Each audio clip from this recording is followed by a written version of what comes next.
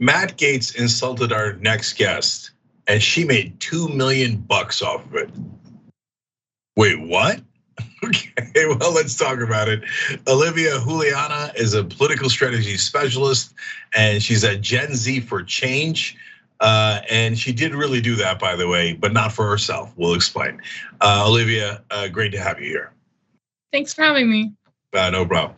All right, so look, you've done a lot of amazing things in Texas politics. You also trolled the living crap out of Greg Abbott, which we thoroughly enjoyed. And I want to ask what this Gen Z for Change is, because it sounds pretty good, okay? But first, let's start with, what was Matt Gaetz's insult of you? And how did it come about? Yeah, he went on this very just sexist, fat-phobic rant at a Turning Point Action Summit. And I didn't like that very much. And so I made that very clear on social media. I believe the description he used was that all abortion rights activists were 5'3", 300-something pounds. And I responded and said, actually, I'm 5'11", 6'4" in heels. I wear them to rhyme. Mind small men of your place. And he didn't like that. So he decided an appropriate response would be to tweet out my photograph to his 1.4 million followers, alluding to an article that talked about how this would raise the dander of his political opponents, his speech at the Turning Point Action Summit. So he says dander raised, and that's why you're responding to him. And he's putting in the picture there to try to get his idiot followers to attack you. Very classy by a US congressman, of course. So now talk to me about the jujitsu move you pulled on him to get the $2 million.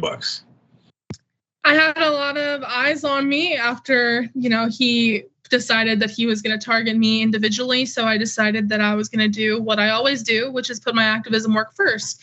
And so I publicly said, because he body shamed me, I would be fundraising for abortion funds in his honor. And it very quickly took off from there. I think within 2 days, we raised $100,000. And then from there, it shot up to 2.2 million within a span of 5 days. Wow. So where'd that money go? That money was split amongst 50 different abortion funds across the country, and it'll be used for access to abortion services, traveling funds, or for getting people access to reproductive health care services they might need that they might not be able to afford themselves. That's amazing. Okay, I got a lot more questions about that and how you guys make this happen and how it goes viral. But speaking of viral, we have a short TikTok video of yours, or at least a portion of one, to show folks. Let's watch. I know this Beavis and Butthead ass Republican politician did not just come for me on Twitter. Oh, but guess what, Maddie? Guess what, Maddie? I'm not the one. You want to rumble? We can rumble, bitch. Olivia, I read that you watched wrestling growing up. So did I. And so that's why I love your rumbling attitude. We do that at TYT all the time. You're gonna punch me? No, I'm gonna punch you back so hard, it's gonna leave a goddamn mark. And so now you work with Democrats in Texas, and that is usually not their style. I mean, today on the Young Turks, we did a story about how Mark Kelly, the Republican, how's that for a Freudian slip? The so-called Democratic senator from Arizona, when asked, hey, you're running against some radicals, he himself is running against a guy who doesn't believe in democracy. And he just went there and said, no, I love my Republican colleagues. I think they're wonderful, et cetera. They're so goddamn soft. So number one, do you get frustrated by that? And two, how do you interact with them and make it productive? I think that I know a lot of the statewide candidates and Democratic candidates here in Texas themselves, and I think that they're kind of starting to understand you have to take this more assertive and dominant and fiery tone that we're not seeing from Democrats across the country. I mean, me specifically, that's just who I am. And so I think we're kind of seeing the tides start to shift, especially here in Texas, with the way that candidates are going about handling things. I mean, especially we've seen so much more passion from Beto O'Rourke, who's our candidate for governor. And I think that's starting to become more and more common here in Texas. I can't speak for the rest of the country because I'm not seeing that same kind of spark, but I think here in Texas, we're starting to see it more and more. Yeah, and I think that what's happening, and you correct me if I'm wrong, is that I've seen these guys in the past. They don't have any fight in them, okay? So now all of a sudden they're fighting back a little bit more. And I've seen in the articles that they're communicating with you guys, not just with you, Olivia, although that's very literal. And you were talking to Beto, he called you out in one of the speeches as a person who's doing it right, et cetera. You're talking to some of the other candidates, but I mean in general, Gen Z. And Gen Z doesn't have any tolerance for their weak sauce nonsense that Democrats peddle all the time. And I think that you guys are kind of showing them how to fight back. And that if you fight back, that the world doesn't collapse in on you. Because I think that they were incredibly scared that it was going to. Am I over extrapolating, or do you think that there's a lot of truth to that? No, I think there's a lot of truth to that. I think that young voters in particular are kind of tired of this wishy-washy attitude we've seen from career politicians for a really long time. I've been working in politics for almost 2 years now, and when candidates ask me, how do I get to young voters? I say, tell the truth. Be honest, be blunt, because I'm just sick of the niceties and the pleasantries. I want you to tell me what your policy stances are and what you're gonna do to make the quality of life of the people in this state better. And if you can't do that, then you might not be the candidate for the job. And I think that's the sentiment that a lot of young people have. And I think that's why we're starting to see more young people get into these spaces, because it's not just us who's tired of hearing these things. I think the general public is tired of hearing these things too. 100%. No, it's just wonderful that they're listening to you guys because you're going viral and it's affecting their power. So that's why all of a sudden their ears have perked up. But otherwise, they wouldn't be courageous if their life depended. I've covered Democrats for a quarter of a century. They're the biggest weaklings you'll ever see, with the potential exception of Lindsey Graham, Ted Cruz, and all the betas on the Republican side. So now, having said that, how do you do it? Right, so you've gone supernova viral a couple of times, and so I'm sure the candidates come and ask you, "My God," it was the same question I'm going to ask: $2 million. Geez, and Lord mercy, how'd you do that?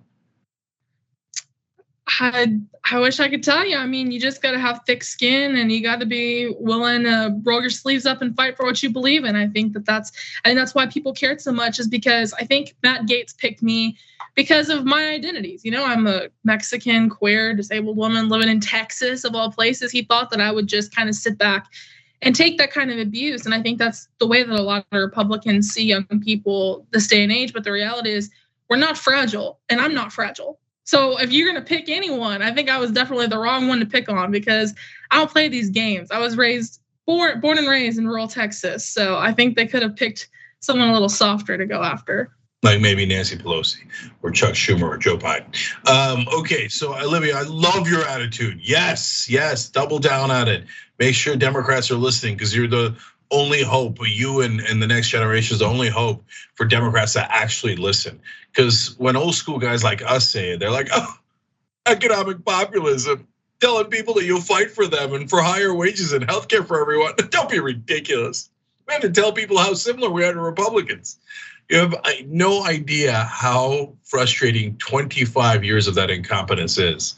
So you're this ray of sunshine that I've been waiting for a long, long time. All right, so speaking of which, now rubber is gonna hit the road, right? Because a lot of corporate Democrats don't want to actually do anything. It's smoke and mirrors. So how does Gen Z for Change know that these guys are gonna deliver, given a 40-year track record of Democrats never delivering?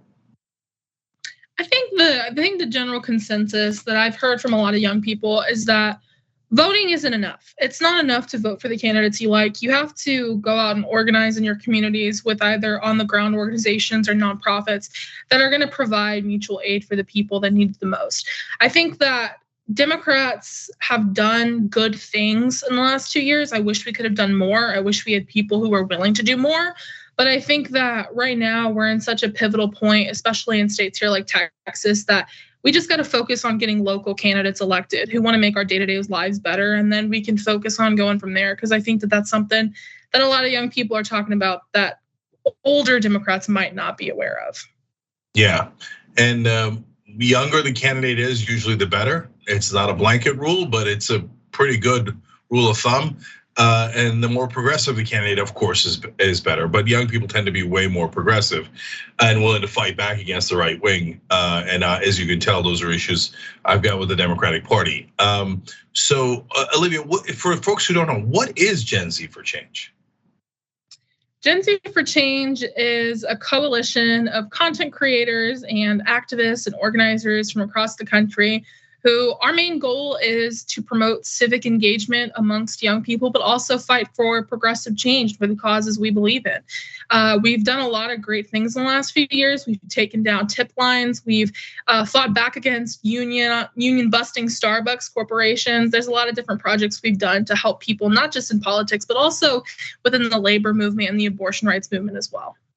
Is there anything that people can do to help? You can visit our website and you can find ways to get involved at genzforchange.org. You can also follow us on social media pages at Gen Z for Change. We constantly have calls to action for people in our community and coalition. And we have a lot of ways that you can get involved and help coming into these midterm elections. Okay, Olivia, I'll ask you the same question I ask politicians these days. Now, if you help Democrats get elected and they don't do what they promised, which is, you could write that one down in stone. Are you then going to push back and say this is not what we argued for, this is not what we fought for, and the reason I ask it is kind of an obnoxious question but the reason I ask it is because no one ever does follow up, to be honest. But you're a new generation. Yeah, I think there's a big conversation about holding politicians accountable that's more common amongst young people. I mean, me myself. There's Democrats in office right now who I've publicly talked about. I wish we could do more to address the student debt crisis. I wish we could do more to address the immigration crisis that's going on in this country. I specifically called out certain politicians in the past for that, including President Biden. And I will continue to do that through my career because it's not about what's left or what's right in terms of political parties. It's about what's right for the American people. And I think that that's the general consensus amongst young people is we're going to keep calling people out and hoping that we can do right by the people in this country, not by the politicians. All right, last quick question. Was Nancy Pelosi definitely wrong for backing Henry Cuellar in Texas? I think that Nancy Pelosi has her reasons for doing what she does. I'm not privy to all of them, but I think that going into this midterm election, we need to focus on making sure that we can elect candidates in these state legislators that'll be able to pass laws in these state legislators if we can't do that in our national Congress this November. Okay, don't listen to their pretty little lies. Nancy Pelosi was definitely wrong. She backed an anti-choice, pro-gun, corrupt conservative Democrat. It's not going to help anybody. All right, that's my sense of it. But I love the fight back you got, Olivia. I love it. Keep it going. Everybody check out genzforchange.org. Thanks for joining us. Appreciate it.